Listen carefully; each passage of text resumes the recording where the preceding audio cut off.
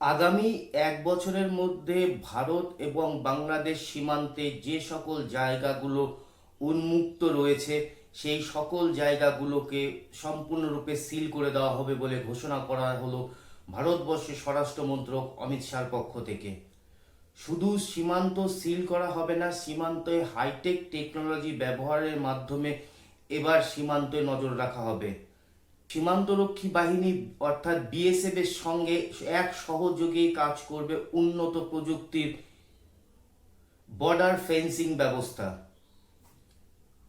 নমস্কার, আপনারা দেখছেন এন বাংলা সংবাদ। ভারতবর্ষের স্বরাষ্ট্র মন্ত্রকের পক্ষ থেকে পরিষ্কার জানিয়ে দেওয়া হয়েছে যে ভারত এবং বাংলাদেশ সীমান্তে যে সকল জায়গাগুলিতে ফেন্সিং বা কাঁটাতার দিয়ে ঘেরা কমপ্লিট হয়নি সেই সকল জায়গাগুলিকে আগামী এক বছরের মধ্যে সম্পূর্ণরূপে বর্ডারকে সিল করে দেওয়া হবে। এইখানে বিএসএফ এর সাথে ব্যবহার করা হচ্ছে হাইটেক টেকনোলজি, যেমন থাকছে সার্ভেলেন্স, ড্রোন, সিসিটিভি ফুটেজ এবং আরও কিছু অত্যাধুনিক নাইট ভিশন ডিভাইস। এই সকল ব্যবস্থার মাধ্যম দিয়ে এখন দুই সীমান্তকে অত্যাধুনিক ব্যবস্থায় বন্ধ করতে চলেছে ভারত সরকার। যেখানে বাংলার মুখ্যমন্ত্রী শুভেন্দু অধিকারীর পক্ষ থেকে জানানো হয়েছে আগামী ৪৫ দিনের মধ্যে বাংলাদেশে উন্মুক্ত যে সকল সীমান্তগুলি রয়েছে সেই সীমান্তগুলিকে বন্ধ করবার জন্য বিএসএফ এর হাতে জমি হস্তান্তর করা হবে। এবং ভারতের স্বরাষ্ট্র দপ্তরের পক্ষ থেকে এও জানানো হয়েছে যে আসাম, মণিপুর এবং পশ্চিমবঙ্গ তিন রাজ্য সরকারের সাথে এই সীমান্ত সুরক্ষা বিষয় নিয়ে কথা হয়েছে এবং তারা সকলেই কেন্দ্রের সাথে সহমতি জ্ঞাপন করেছেন। অতএব এখন আমরা বলতেই পারি আগামী এক বছরের মধ্যে নিশ্ছিদ্র হতে চলেছে গোটা ভারতের দুই দিকের সীমান্ত, এক বাংলাদেশ, এক পাকিস্তান।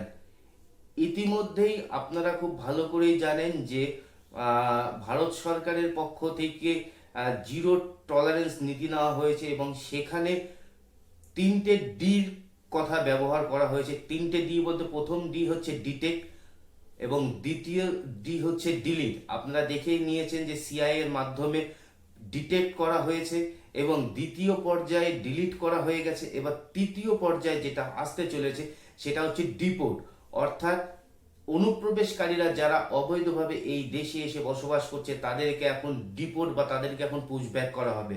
সেই কারণের জন্য অত্যন্ত জরুরি হয়ে উঠেছে ভারতের সীমানাকে নিশ্ছিদ্র ব্যবস্থাতে গড়ে তুলতে।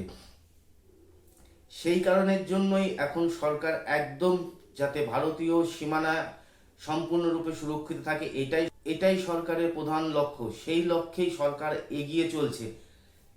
এতে সমস্যাতে পড়েছে বিশেষ করে বাংলাদেশি জামায়াতিরা। কেন জামায়াতিরা সমস্যায় পড়েছে আমরা বেশ কয়েকটা ভিডিওতে এই বিষয় নিয়ে আলোচনা করেছি।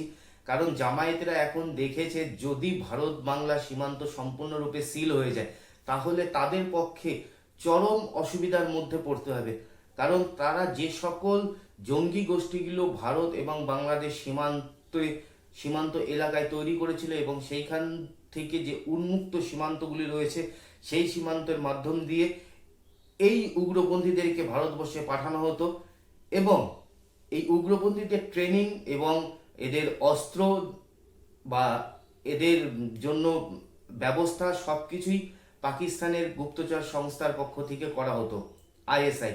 এবং বিশাল পরিমাণে একটা হিউজ ফান্ডিং এই বাংলাদেশের জামায়াতি বা দের যে তথাকথিত নেতা রয়েছে তাদের কাছে আসতো। তারা এই টাকাগুলো নিয়ে বিভিন্ন জঙ্গি তৈরি করে ভারতবর্ষে প্রবেশ করানো হতো, কিন্তু এখন সেই ব্যবস্থা সম্পূর্ণরূপে বন্ধ।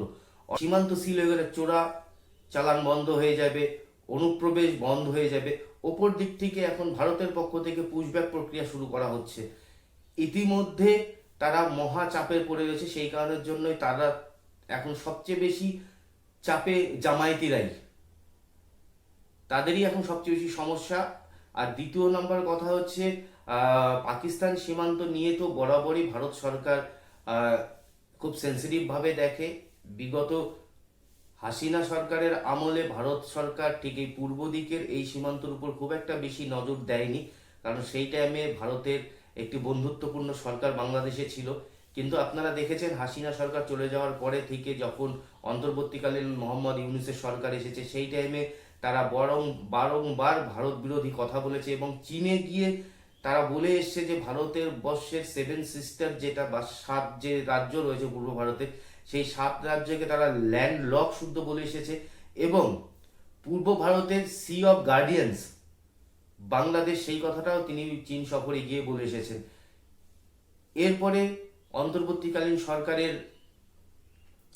পরিবর্তন হয়ে এসেছে তারেক রহমানের সরকার, কিন্তু সেই সরকারেও বরাবর ভারত বিরোধী ব্যবহার বা ভারত বিরোধী যা আচরণ, সেই আচরণগুলো সেই সরকারের মধ্য দিয়েও দেখা যাচ্ছে। তো এখন ভারত সরকার তার নিজের সীমান্তকে সম্পূর্ণ সুরক্ষিত রাখবার জন্য জিরো টলারেন্স নীতি তো নিয়েই রেখেছে এবং আগামী দিনে সম্পূর্ণরূপে সীমান্তকে সিল করে দেওয়া হচ্ছে। এই বিষয় নিয়ে, ভারত সরকারের জিরো টলারেন্স নীতির বিষয় নিয়ে আপনারা কি ভাবছেন অবশ্যই কমেন্ট বক্সে লিখে জানাবেন। আর আমাদের এই ভিডিওটি যদি ভালো লাগে তাহলে অবশ্যই চ্যানেলটিকে সাবস্ক্রাইব করবেন। সকলে ভালো থাকুন, সুস্থ থাকুন।